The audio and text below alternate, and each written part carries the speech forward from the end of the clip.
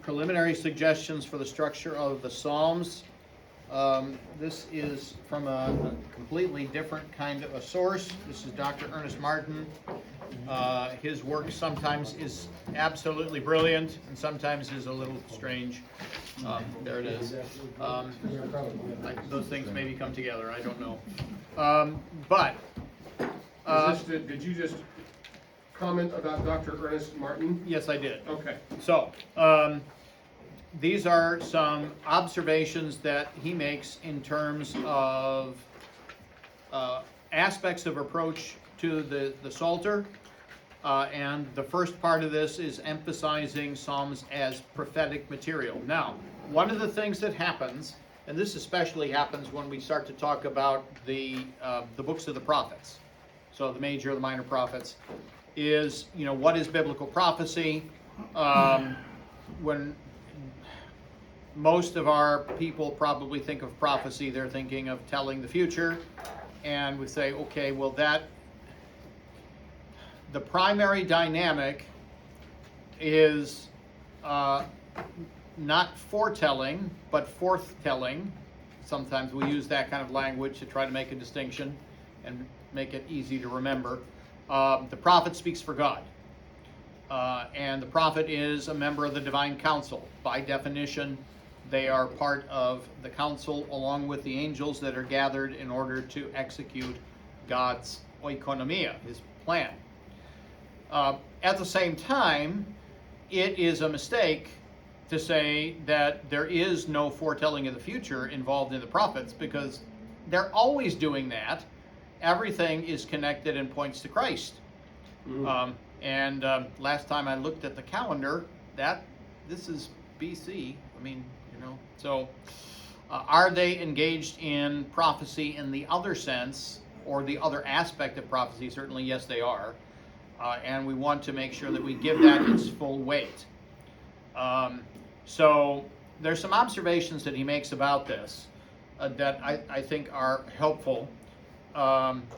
We have a number of Psalms that are not in the book of Psalms themselves, but also are the same form of literature.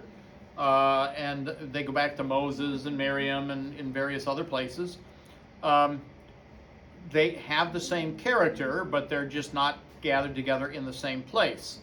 All of them are going to be oriented to the work that God is doing, and is going to have that unpacked. We have connections with the book of Chronicles, which are particularly important, and the book of Chronicles has a major concern with liturgy. And part of that is a matter of explaining the reasons for the Babylonian captivity in terms of the faithlessness of the people, and how their worship is corrupt, polluted, what have you. But Chronicles has a major theme of divine liturgy that's involved with it, as well as a number of temple themes that are connected to it. There's a fantastic commentary on the book of Chronicles, First and Second Chronicles, by Scott Hahn, that is really, really worth reading in terms of what he unpacks there. But Psalms are sanctioned within the temple precincts by assigned Levitical singers, and this is going to be one of the things that Chronicles is going to outline for us in terms of the use of the Psalter. And so we have the use of cymbals, and we have to talk about maybe what those mean, because this is not your symphony cymbals kind of a thing. Then we've got also loud crashing cymbals. So those are just bigger. So we got to talk about those things. But the use of, again, musical instrumentation is important. The men who were assigned to do this were understood as, in a sense, being consecrated to it. So they are Levites who are set into position by David and the prophet Samuel together. So we have a cooperation between those two offices. That's an interesting thing. And maybe especially for Anglicans, I don't know, right? Cooperation of the two. We have 24 designated specific groups that are going to be tasked with this singing. So that's a detail that's given. There were exactly 288 Levites who were given instruction. You're going to do it exactly this way. This is how it must be done. But there's 288, which is 12 times 24. Or 12 times 12 times 2. Again, the way that we work with some of these numbers has some complexity that's engaged in it. The 24 divisions are called wards. Each is accompanied also by 12 Levites. We have all kinds of work in terms of the symbolism of the number 12. 12 is the number for God's people. When we talk about symbolism of numbers, you know, and this is not hard to follow, I think. You've got 12 tribes, 12 apostles, all the rest of it. Even though both of those are, in a sense, sort of not true. Right? So you've got 12 plus, you've got the Levites. You've got 12 apostles, and then Paul, and that, not to mention people like Barnabas. You know, so, but there's a significance to the number, okay? And so there's a usage that is going to be dominant and to make a point. The Levitical singing in the temple is going to be described as giving them a task. They prophesied according to the order of the king. So David puts them into place with Samuel, and then they are going to prophesy. This is a prophet's kind of language. This is, you're saying, okay, you're going to sing the Psalms. What are you going to do? You're prophesying by singing the Psalms. That's an interesting kind of connection. But it's one that the biblical text itself makes. So they prophesied with a harp to give thanks and praise, and to praise the Lord. And then we have Haman, the king's seer, or prophet, is going to lift up the horn, is the expression, is going to make the proclamation, is going to be powerful, is the connection always with horns, in terms of proclaiming the word. The words of God are what are going to be going out. Now, of course, David is called a prophet as well as a king, and he also does priestly stuff. I mean, his whole thing with the linen ephod and dancing in front of the ark and all of that is, and then offering sacrifice when they get the ark actually up to where it's going. They say, you know, isn't that the same exact thing that got Saul deposed? You say, well, among the prophets? But, you know, Saul is going to try to act, he offers sacrifice rather than waiting for Samuel. And it's like, okay, now you're out. In David's case, there is no disapproval. This is something he's called to do. And again, he's serving as a major type of Christ in doing that. We have prophet and priest and king all together. But the New Testament is going to identify David also as a prophet pretty explicitly. And this is also said about Asaph. So the Asaphite Psalms are going to be relevant. But again, the business of numbers is always important. The Israelites love to count things. And they found significance in all of that. And so there are all kinds of ways in which combinations of numbers are used in order to make very specific points. The more we're familiar with those, the better it is to be able to kind of see through some of the ways that the text is communicating very important theological material. The way of picturing numbers that is common in antiquity, and that we see this both in Hebrew and also in Greek to some extent, is to see numbers as sometimes they use triangulars of numbers. So a triangular is when you take a number that is made up of, and it's pictured as a triangle, 3 sides with concentric rings moving towards the center. You have the exact number that is going to have the outside edge of that triangle and have it also be filled.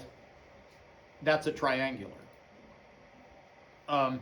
But the use of triangular numbers as symbolic numbers is quite important.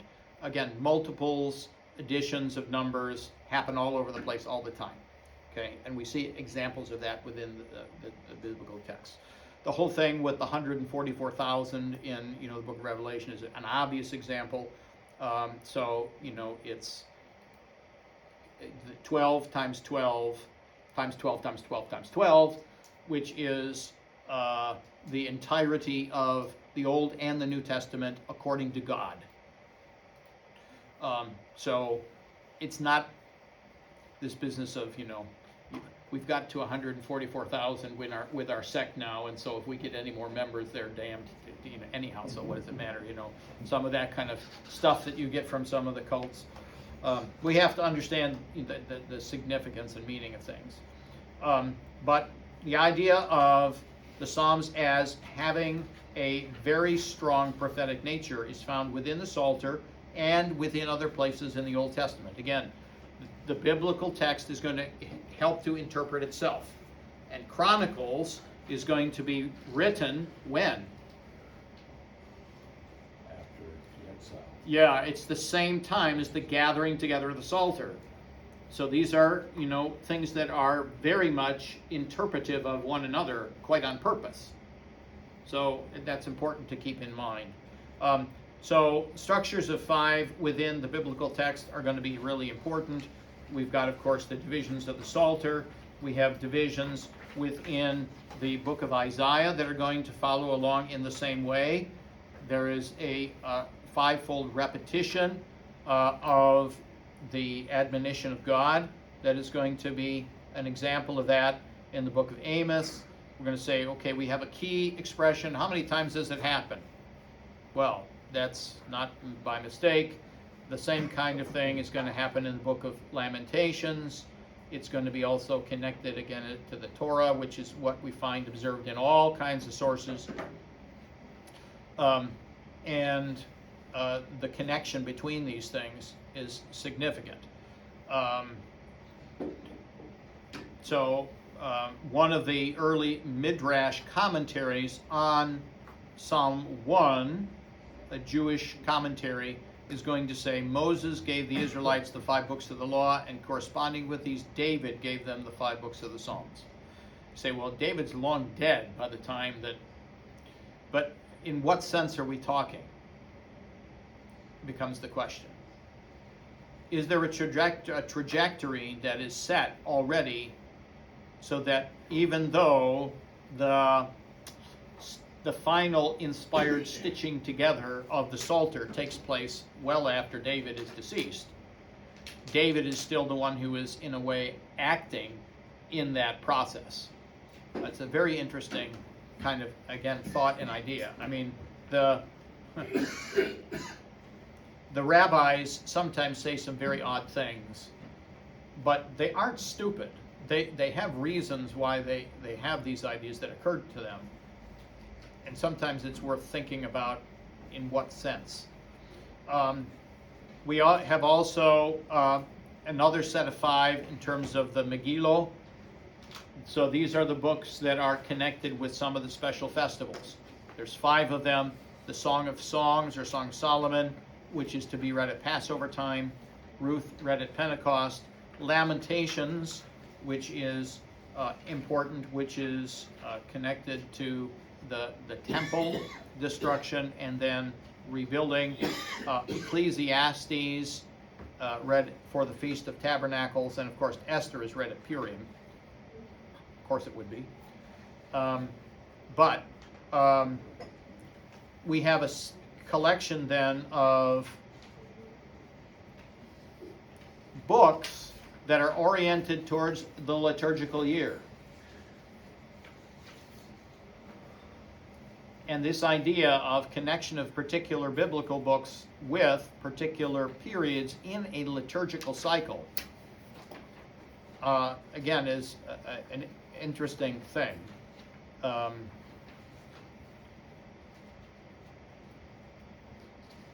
So, are there themes in each of the books of Psalms that are going to reflect not only the books of Torah, but also themes in order, of those other books that are appointed for the festival celebrations? And he's proposing that there are. Now that would take some time to unpack, but if that's so, then again, it colors, it flavors what happens when we read particular psalms that are inside of a collection, if the collection has an Esther quality about it.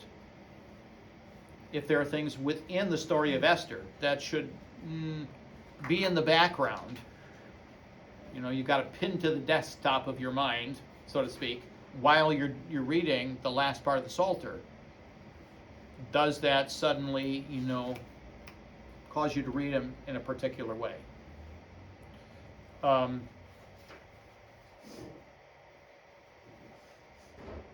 So he gives the example of the book of Leviticus and then the book of Lamentations in terms of the connection.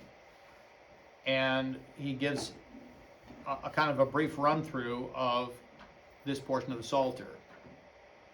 And he says, can you see the connections here, the sanctuary of God that they brought into destruction, in terms of what is going on in the book of Leviticus?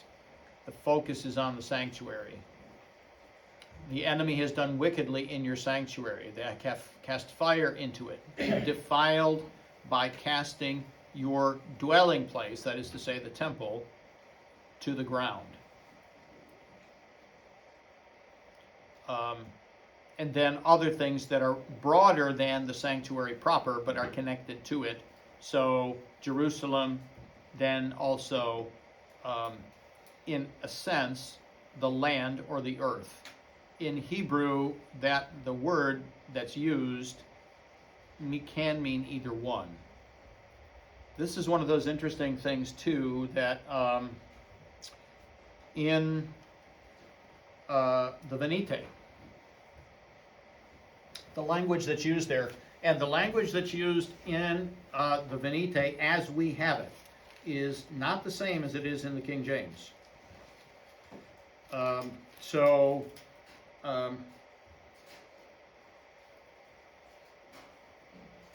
In his hand are all the corners of the earth, the strength of the hills is his also. The sea is his, and he made it, and his hands prepared the dry land.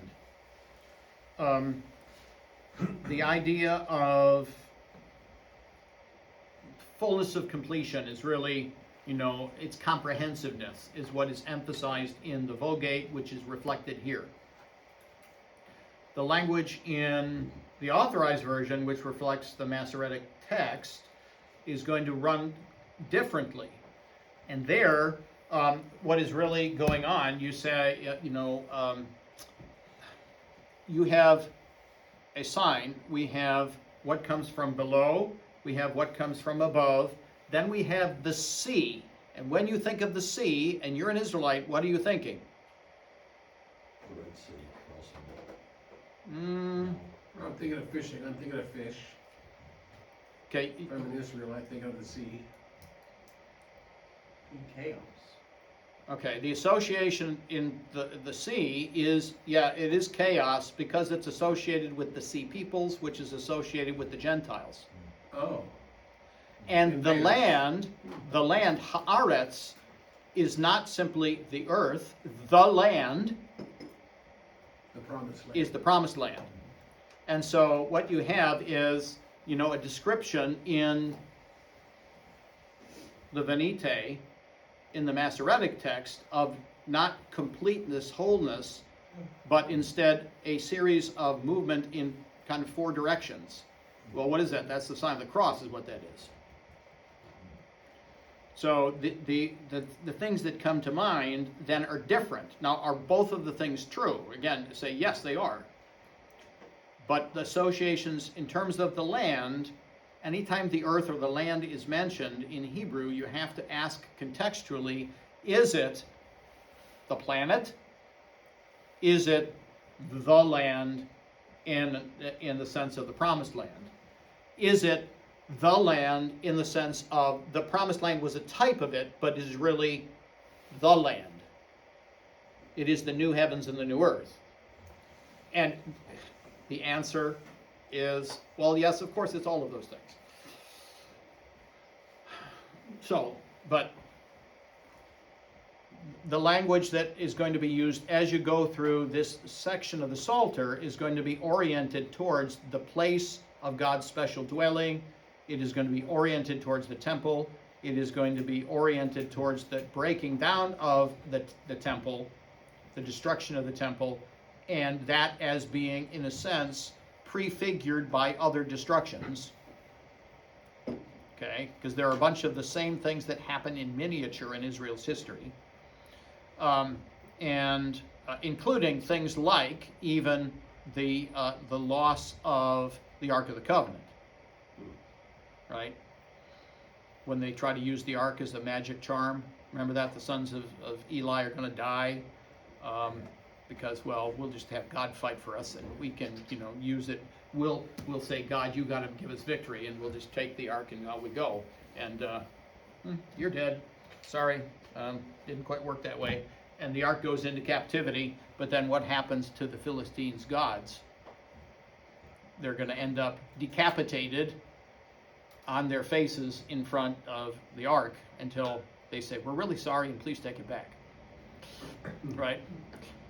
You remember that? You got the whole thing with they're playing hot potato with the ark. Yeah. It goes from one city to another city to another, and they put it finally on an ox cart and say, please take it away. We don't want it anymore. Make it disappear. But the loss of the ark is the loss of the center of the place of worship. Right. It is a loss of what is the prefigurement of the temple in an intermediate state, because we had the tabernacle in the wilderness, and then you get into the land, and we don't have the fullness of the conquest, and Jerusalem's not been taken by David yet, and so we have the ark, and that's the focal point, and it's going to move around, but it's mostly going to be in one place, and then it's taken away, it's gone. This is like the movement of God outside of the temple, which is what happens each time. The first temple, the second temple. God abandons it, and then it's destroyed. And then, of course, that's all going to go up to, your house is left to you desolate. Your house is left to you empty. When Jesus leaves the temple, now there's nothing there, because Jesus is the presence of the Shekinah. So, but there's some unpacking of things here, and I think it's helpful, and I think it's worth thinking about. Book 4 is going to have 17 psalms in the division. Again, that's an important number. In most of the places in the Bible, the numbers are arbitrary in terms of verses and chapters. Those are introduced very late. They are, for the sake of convenience, they become mostly a common convention. Occasionally, we don't end up with the same numberings. Roman Catholics, some of the Bibles that are especially based on the Vulgate, end up having different verse numberings than the authorized version. Some of the Orthodox Bibles, because of the way the Septuagint does it, the verse numbering may not necessarily be the same. Some of you may have had experience. You get the Orthodox Study Bible and you go to look up a verse and you say, wait a minute, this is not the same thing at all. There's first, second, third, and fourth kingdoms. Yeah. Well, you have different names for the books as well, but versification is not, that's all arbitrary stuff. Yeah. That's not, set by the church. It has no divine significance to it. But there are structures within. The psalm numbers are actually numbers that are given. Okay? These are not, again, not a matter of an editorial decision by Baker Bookhouse. This is, these are the numbers of the Psalms. And God has given them in this order, and this is what they are. There are no apocryphal books in Orthodoxy. All the books are suitable for the establishment of doctrine and dogma. In other words, that's why they have Psalm 151. They just, all of our apocryphal books are placed in order in the Orthodox Study Bible. I don't think they're considered apocryphal, are they? Well, the deuterocanonical books are still deuterocanon. They are integrated in. They do not have necessarily a difference in standing. It depends on which Orthodox theologian you talk, which is what happens with everything in Orthodoxy. But my understanding was someone had a list, and it was completely arbitrary at the Council of Nicaea, at the first council, church council. Did they argue? Did they fight? Did they come up with this really serious list, or they just figured out the books of the Bible, and that seemed good? God said yes, and they moved on. yeah, there are a series of lists. It was sort of pre-established Earlier, before 325. and yeah, there's a rabbit hole. Sorry, I Yeah. rabbited. I'm Yeah, sorry. so, It's on yeah, me. yeah. But it is, we want to, as I think always, avoid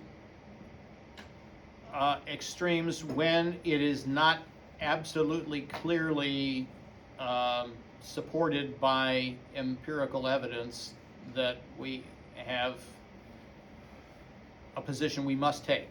So on the questions of the canon, we have on the one hand Protestants who simply say it's all self-evident. You say, well, where's the inspired book of contents, for the Bible?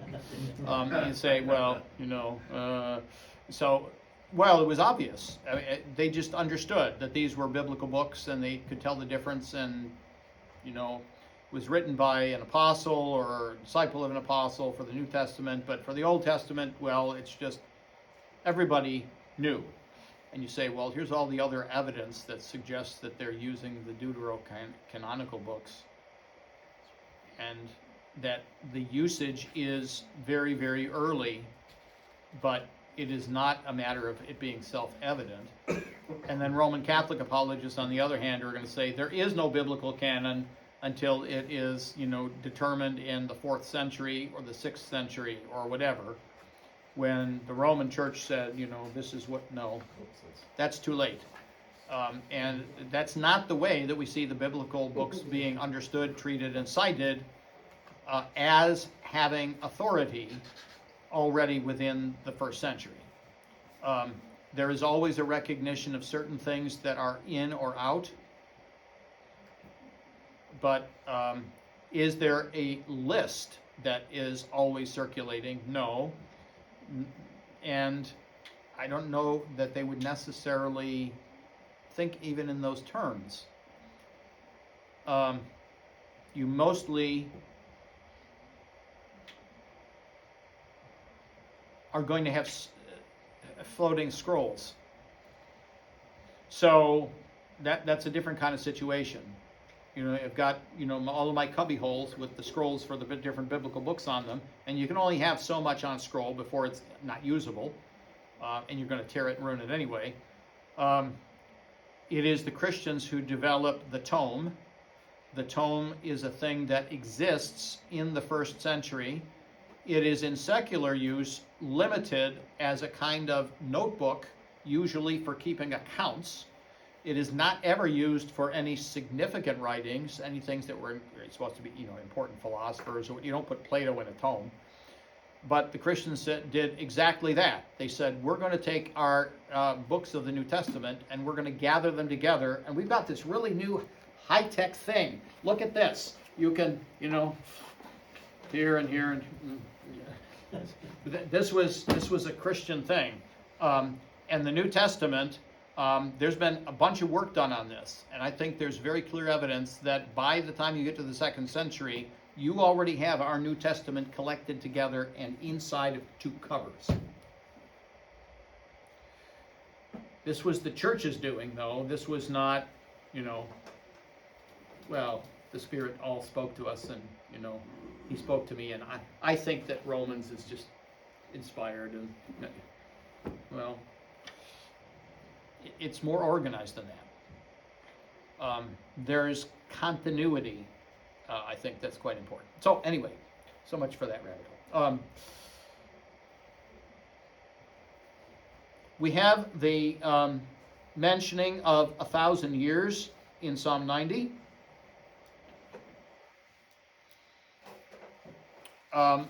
And so we're going to have a proposal that the teaching of these 17 Psalms is millennial.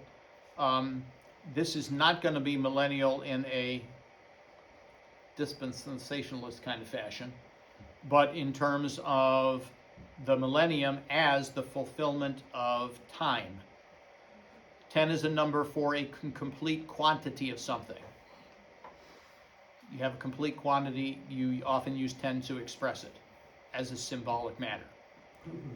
So doing that as God's decision of it being complete, you take God's number and you take the number for quantitative completion and you put them together. It's 10 times 10 times 10. That's how that works. So is it God bringing everything to completion? Is it the fulfillment of oikonomia? That's what it is. It's not about a literal reign of Jesus from Jerusalem after we rebuild the temple for him and all of this nonsense. It is instead, God is going to bring history to its perfect climax, and he will bring everything to its perfect Sabbath, which is to say union with Christ, who is the Sabbath. So we have a number of times of trial that are going to lead up to this. This is going to be a significant thing. In Book 4, we have some comments here about Book 5. We have some other elements that are included here. And again, the end of Psalm 72 is a significant element. Again, the prayers of David, the son of Jesse, are ended. Notice what he calls the Psalms. He calls them the prayers. Again, that's a very important thing. Okay, so I think these are some items worth noticing, and you can look further at some of the material that is in that particular file. But that was the reason that I put that in there. There is also in your packet this particular piece, which I thought was helpful. This is the Psalms, the structure of the book as a whole. And this was taken from a particular Bible commentary.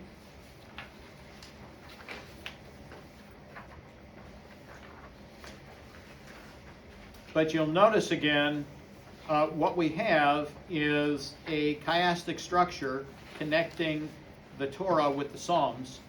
One of the elements that is important about this is that the Torah is itself a chiasm. The center of the Torah, which seems to be like it would be completely counterintuitive to us. The center of the Torah is Leviticus, everybody's favorite book. My family made fun of me for years because I had stuff on my birthday list. I wanted commentaries on the book of Leviticus. Say, okay, yeah. You don't know what you're missing, okay? It's like dry, mundane, matters of organizing the liturgy of Israel, and you go on and on and on, and all kinds of painful detail about things that you say, does this really matter to me? If you understood it, the answer would be absolutely yes, it does. And the book of Leviticus itself is a chiasm, and at the very center of this structure of the book is going to be the main 7 festivals, and the festival that comes in the middle is Yom Kippur. So that means the exact center of the Torah is the Day of Atonement. At 1 minute. So, there's a bunch there, okay? But he's going to talk about then the Genesis book in terms of elements of the Psalter and the Exodus book concerning Israel as a nation, the Leviticus book concerning the sanctuary, the Numbers book concerning Israel and the nations of the earth, where all of the Eretz is to be integrated into the Eretz. So the land, the land is supposed to be expanded. And that actually starts to happen under the reign of Solomon before things go sour. You are supposed to, if we go back to Genesis, expand the garden.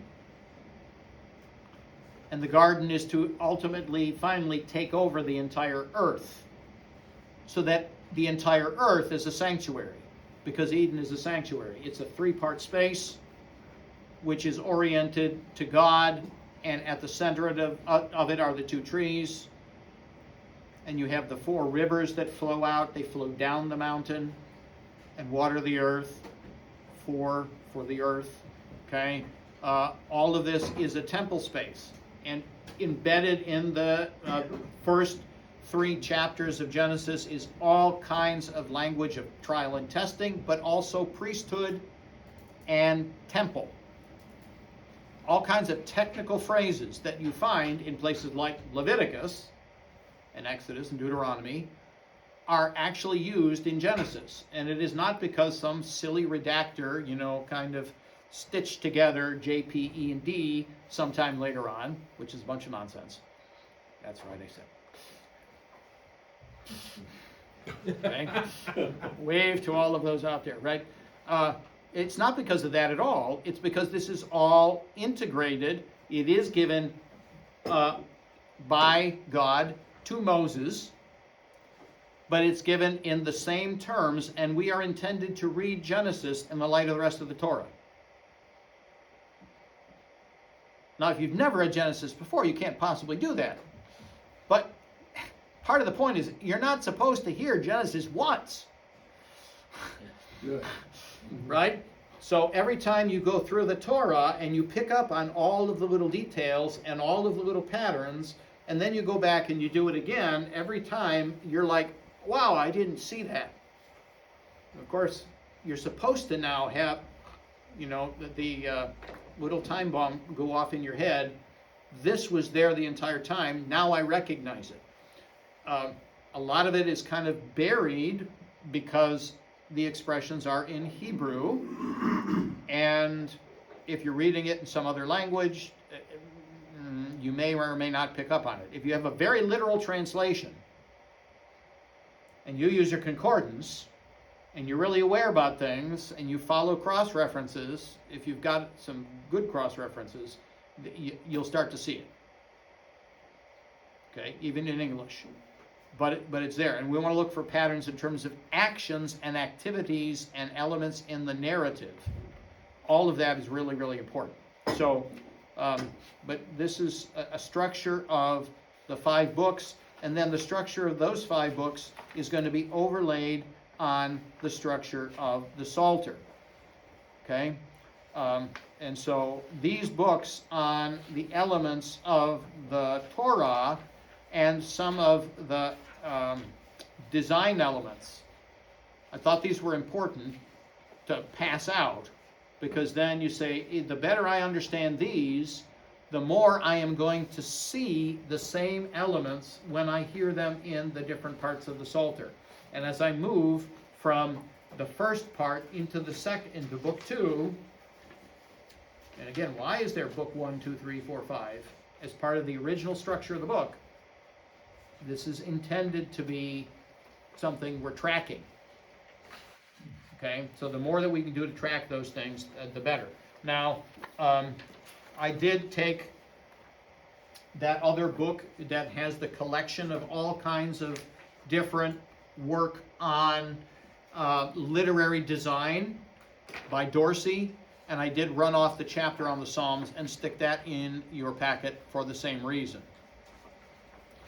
Okay, so this is going to actually lay out elements of the design of the Psalms, and some of this occasionally is documented in the footnotes actually on the page itself in terms of where it's drawn from. In many cases it is not, but he's drawing from a large number of scholars to collate this material together. But he has some select psalm materials, not all of them, unfortunately. Okay, but some comments, some elements of structure, and different ways in which the chiasms are going to work. So when you have A, B, C, D, D, C, B, A, the same language might be used, the same expression might be used. In some cases, it is the same idea that is used. There are elements of other structure that are going to be parallel as well in order to emphasize this. And again, then you have to peel back the layers of Hebrew grammar and syntax and all of that and pick up on some of that stuff. But sometimes things are connected in kind of counterpoint. So question and answer on the same topic, would be an example. There is a relationship. They're the same, but they're also different, but they're clearly joined together. They're still part of a common frame. And so some of those things are highlighted, and he gives you a few examples of that for some of the elements in the Psalms. So on page 183 for Psalm 18, you have a little bit of a somewhat more expanded example.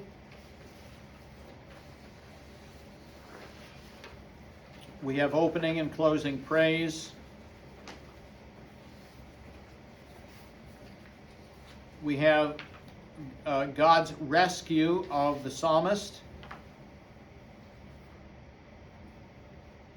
We have the help of Yahweh because the psalmist is blameless in terms of C, and then C or C1. Yahweh is blameless. And this is an interesting thing in this particular instance because it highlights something that's going to be extremely, extremely important, and that is the identification of God with his people is going to be of the essence for being able to properly use the Psalter. And the proper understanding of the Psalter can only come about by a proper Orthodox Cyrillian Christology.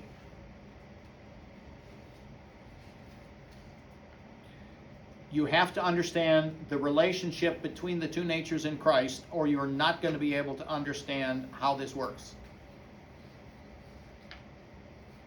Okay, it's one of these places theology really, really matters. It's not just, I got, some right facts. The application in terms of prayer is pretty immediate. Okay, and so, that's going to be really significant. The center is God exalts the humble but brings low the proud. And of course that should make you think of the Magnificat right away. And then of course it should be vice versa. Again, major expressions that are in the Psalter that show up all over the place in the New Testament, allusions, references, they enrich the content. This is kind of like the thing that Jesus' use of the Psalter on the cross. So, Eloi, Eloi, lama sabachthani, my God, why hast thou forsaken me? And you say, well, this is a cry of dereliction, for poor Jesus. The way of processing in antiquity is very commonly going to be to say the opening words and expect that everybody understands. You have just referenced the entire text. If I say, "Oh, say can you see," for, hopefully for educated, civil-minded Americans, who say, "I can't do this in my class anymore." It's like, oh, I want to be in despair. But, it should be, you say, I'm an adult, educated American. I know what that refers to. That creates a memory connection with the entirety of the text, maybe with the background of the text. Francis Scott Key, and say, this is a little zipped file, and I just gave it to you as a little zipped file, and as I'm giving it to you, I'm going and pulling the thread so that it goes boom. And how does the psalm end? It is a psalm that ends with the victory and the vindication and it being proclaimed to the generations, going on and on. So you say, do it shorthand, and everybody's going to understand it. Well, that presumes a bunch of things, but as long as you know that's how it works, then that's okay. You expect it, and you start to interpret things in that way. Here's the little allusion to this text. What's the allusion when Jesus is going to calm the storm? There's a psalm being referred to. What's the entire context of that psalm? How does that then suddenly unpack and illustrate everything that was just going on and the response of the disciples, and then how we are supposed to understand that whole event? This is an intertextual reading that is part of the original use of the biblical texts, that it takes us a while to learn. This is the kind of thing you can do with people in a Bible study if they're really interested in being engaged and they know enough of the Bible to do this. Now, you can't do this with somebody who's who's never baptized and they've never been a Christian and they're just learning. No.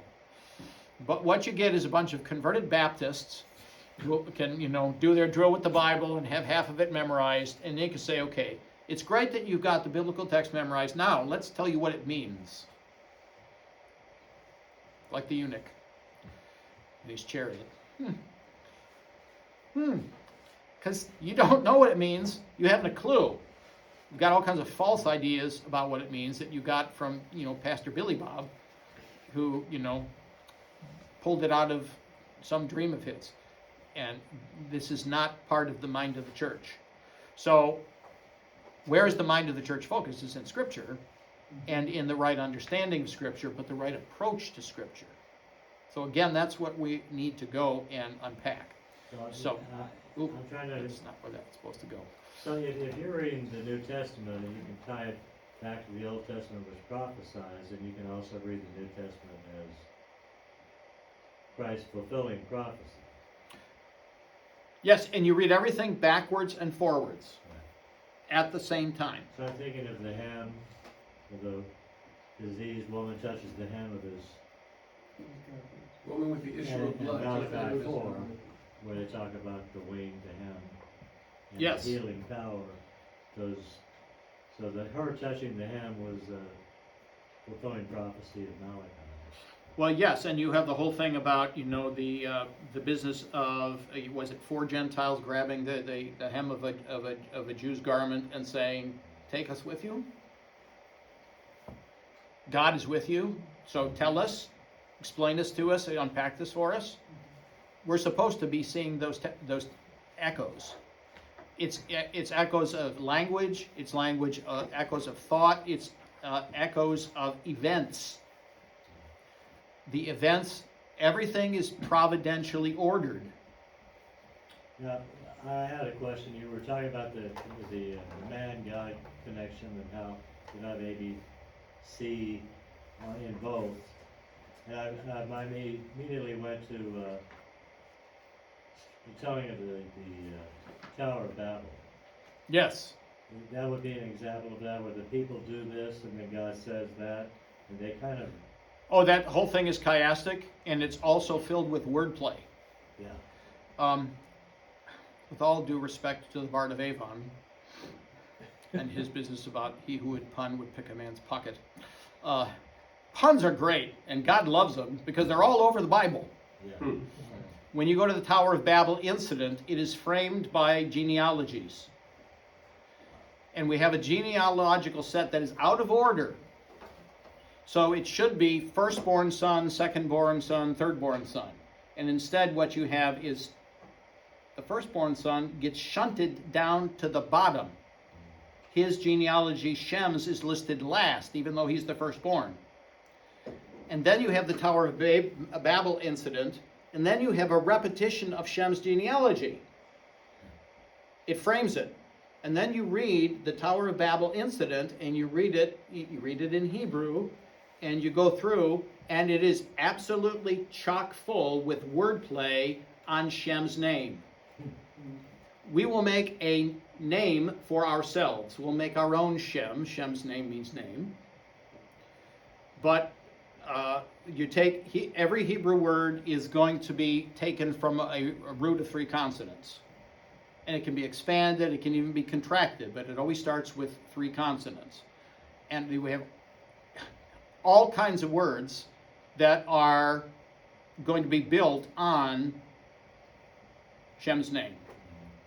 And it's just all the way through the entire thing.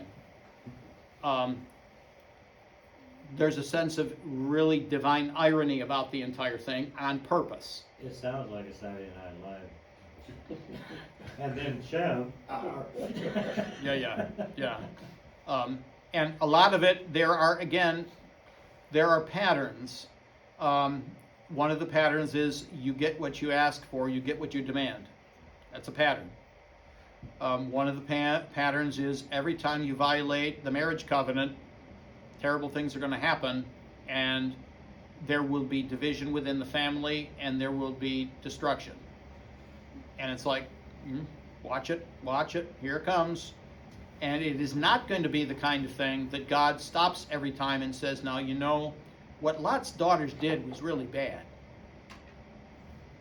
The text doesn't do that. It simply says, this is what was done, and these were the results. And we're supposed to, again, pick up on patterns. So we have a pattern with Noah and his family, and it is a new creation pattern. When they come out of the ark, they're going to be told to be fruitful and multiply. They are going to offer sacrifice. It's going to be a right sacrifice, like Abel's, right? But things are going to there's going to be a fall narrative. And it's going to have to do with fruit. And it's going to be Noah, who is unconscious in his tent. And he is going to be naked. And if any of those things should sound familiar from Genesis, I mean, okay, earlier it's all there, okay? We're going to have a problem with the violation of the marriage covenant, because in order to take the firstborn son's priestly place, one of the ways to try to do that is to be equal to your father. Oh. So you do what only your father has a right to do. So what is it that Ham does? Is he rapes his mother. And then he comes out and boasts about it. Why would you boast about it? Because you're making a point. I'm equal to dad. I'm taking over. And so then we have an immediate curse upon the child that's... Say, what did the child do? Just right off the boat, man. This is not fair. But what's the name of the child? Oh, I forgot. And it's emphasized repeatedly in the narrative. Shem's child with his So mother. we're going to have, at the very beginning of that chapter, we're going to have the mention of the names of Noah's sons. And by the way, Ham was the father of Canaan.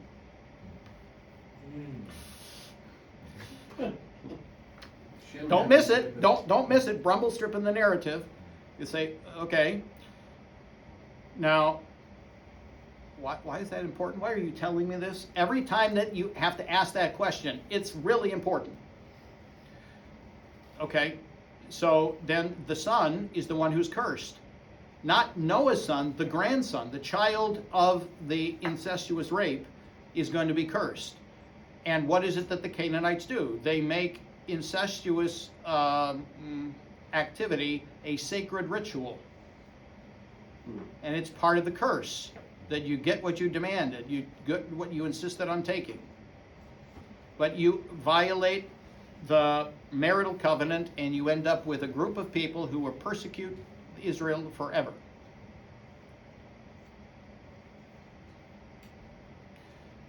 And it's all kinds of clues, because there's only two places in the Torah where somebody gets drunk.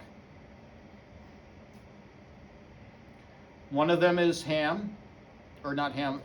Noah. The other one is Lot. What happens when Lot gets drunk on 2 successive nights? Yeah, again, it's incestuous union that produces enemy people groups who will be vile in terms of their attachment to very wicked demonic false gods and will attack God's people without end. I understand it's wicked to do that. Just to be clear. Okay, the fact that you are saying this, it's just a wind up to what? Wow. Isn't there, you've got Noah and his wife, you've got Shem, Ham, and Japheth and their wives. Yep. They've got to repopulate the earth. Yep. There's going to be some, what we would call inbreeding, but there's got to be provision for that. Well, yes, the I mean, restrictions are much less at the beginning. Say it again. The restrictions on relations Right. are different. Right. But with your mother is Very not, well, stealing what your father's. yes. Right. And rape is also Right. So, but again, what is the way that this is shown to be wrong in the text? It's not by, and God said this was bad. No. Here, the narrative presents it on its own terms and shows the results of what happens. Every single time, it's the same thing. There's going to be internal division in the family. There is going to be a family feud that will result as a result of the violation of the marriage covenant. So you say, well, this is what I should expect. Or another kind of an example. Elements of, again, little things, clothing. So Joseph's coat. You know, and this is not the amazing Technicolor dream coat or whatever it is, right? You know, this is, it is, and there's some debate about the meaning of the Hebrew phrase. Is it a multicolored coat, or is it a coat with sleeves? And I think that the weight of it, the case for a coat with sleeves is very, very compelling to me anyway. The point is that if you have a coat with sleeves, it means you're not a laborer. It means you're in charge. You're not, because otherwise sleeves get in the way of what you're going to go out and do. You're not going to go out in the field and have long sleeves. You're the supervisor. You are the one. So Joseph, even though he is son number 11, is going to be put in charge. Why? Because, wait a minute, how many wives does he have again? What, is that a violation of the marriage covenant that Jacob is going to have 4 wives? But the firstborn son of his favorite wife is going to be the one who gets, the sign of the inheritance. If you look at the ancient inscriptions in Egypt, when they identify the Israelites, all of the Israelites have multicolored clothes. So that's not distinctive. Having sleeves is. Okay, but it's an item with a pattern. The clothing theme is a big theme. So what do his brothers do? They strip the coat off, they tear it up, they put blood all over it, they take it back to their father with a baked up story. They sell Jacob off into slavery. And he's thrown down a well, and then he's brought back out. And if that doesn't start to say death and resurrection, then you're not following the pattern here, okay? But he loses his coat. He loses his status. He loses his role. He is sent off into Egypt. He's going to be sold to Potiphar. Potiphar is going to end up making him the person in charge of the entire household. He gives him some clothing that is commensurate with that. Then we have Potiphar's wife, who's the problem. And where is it where Joseph is going to be losing his position? It's when she tries to seduce him. He says no. He runs away, leaves the coat behind. He loses the coat. He goes into prison. When he's brought up out of prison, and made the vizier of Egypt, what is it that he's given? He gets a coat. It's a special coat, a really special coat. He's second only to Pharaoh. They excavated what is probably the tomb of Joseph in Egypt. This is another long rabbit hole we don't have time for, but if you look in the right time period, you find things. And they excavated a tomb of a vizier of Egypt who is wearing a multicolored coat with the throw stick and the indications of office as vizier of Egypt. And his pigmentation of his skin is Hebrew. And he's got red hair, which Egyptians don't have, but Israelites did. At least some of them. It had been attacked. Somebody tried to cleave the statue in two over the tomb. The tomb, furthermore, is at the center of a bunch of tombs that are all around it. And there's going to be a tomb for a series of two sons that are connected to the vizier. And then we've got one that it's going to be the same number as the rest of the tribes, Joseph's brothers. You say, well, it's all coincidence, you know. Yeah. It doesn't mean a thing. It means a whole lot, right? He has a multicolored coat on the statue. It's an Egyptian-style, tomb. It's a pyramid, a little tiny one. The body was not there. The body was gone. Of course it wasn't. Joseph had given direction. His body was taken back when they left.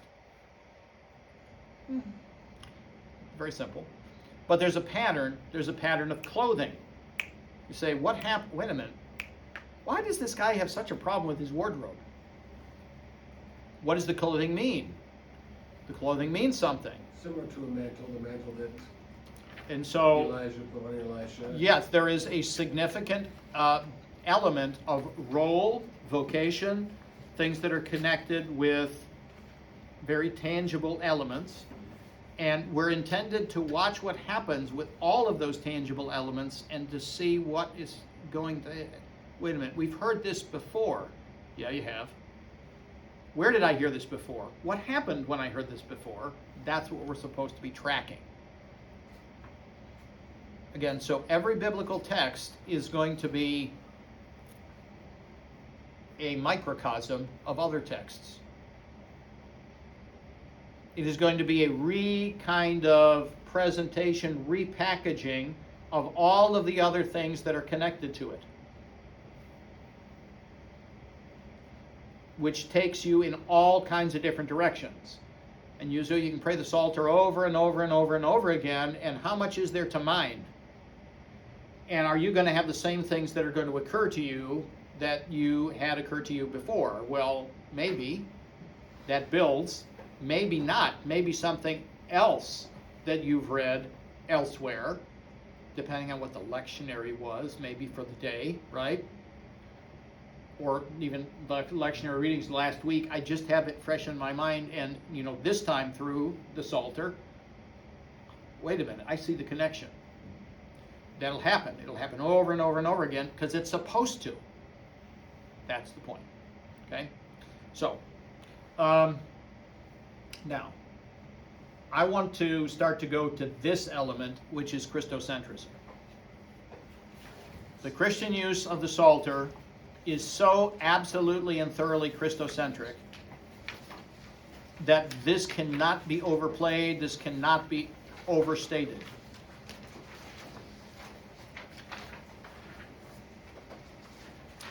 The Psalms are about Christ. The Psalms are always about Christ. Every single Psalm is about Christ. And every side of the relational equation is going to be understood with Christ connected to it. Christ is understood as the main speaker of the Psalms. He's the one who's praying it. You say, well, I'm praying it. Yes. I always like to think of this. To me, I think it's helpful. I don't know whether it'll be helpful to you, but when I'm praying the Psalter, Christ is standing behind me, just to the side of me. He's got his hand over my shoulder. We're praying it together.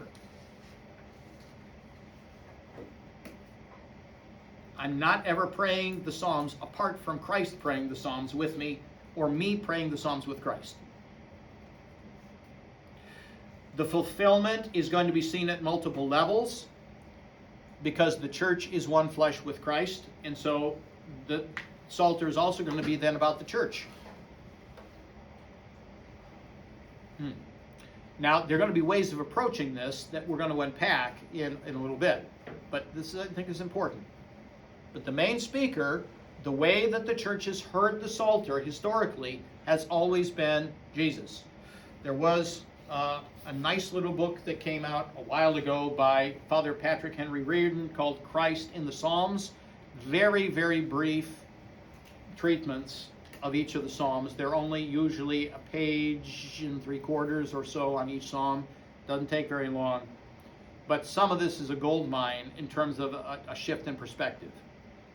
Okay. Patrick Henry Reardon. Yes, he's an Orthodox priest who once upon a time was an Anglican in Chicago. So, but really, really nice. It's not as in-depth as many other treatments, and we're going to look at some other resources, but it's a good one. And it's a good thing you can hand that out to any layperson who's, able to be reasonably educated, can read. It's approachable. It's not written in really difficult language, okay? So St. Ambrose says, let us speak the Lord Jesus. Echo his speech, and you will breathe Jesus.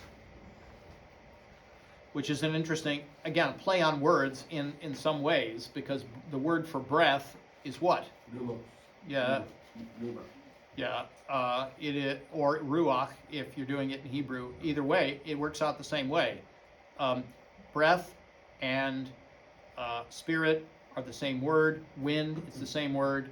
There's only one word in Hebrew. There's only one word that expresses all of those concepts in Greek. This is important. The connection of the Spirit with Jesus and Jesus with the Spirit, and both with us. St. Augustine, in his comments on Psalm 4, I have this quotation in here. When we speak to God in prayer, we do not separate the Son from God. And when the body of the Son prays, it does not separate its head from itself. The body of the Son. That would be us, right? The one sole Savior of his body is our Lord Jesus Christ, the Son of God, who prays for us, prays in us, and is prayed to by us. He prays for us as our priest. He prays in us as our head, and he is prayed to by us as our God.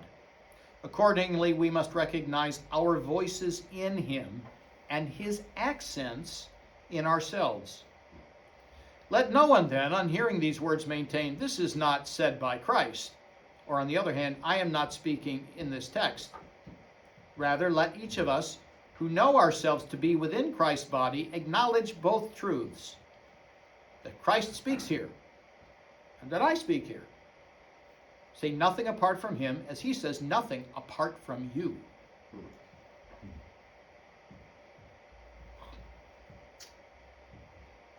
Okay, this is the beginning of an essential hermeneutic that just opens wide elements and aspects of the Psalter that otherwise are really kind of confusing, or they seem really disconnected from maybe our experience of at the time or whatever. This is a major point. Okay, how are we doing on time? Is it break time? Oh, yes. Okay, sorry. I'm gonna have a cigar. in Okay, an after hour and break. 20 minutes. We will come back and start to unpack some of that more directly. There's, well, yeah, we'll do that in a little bit.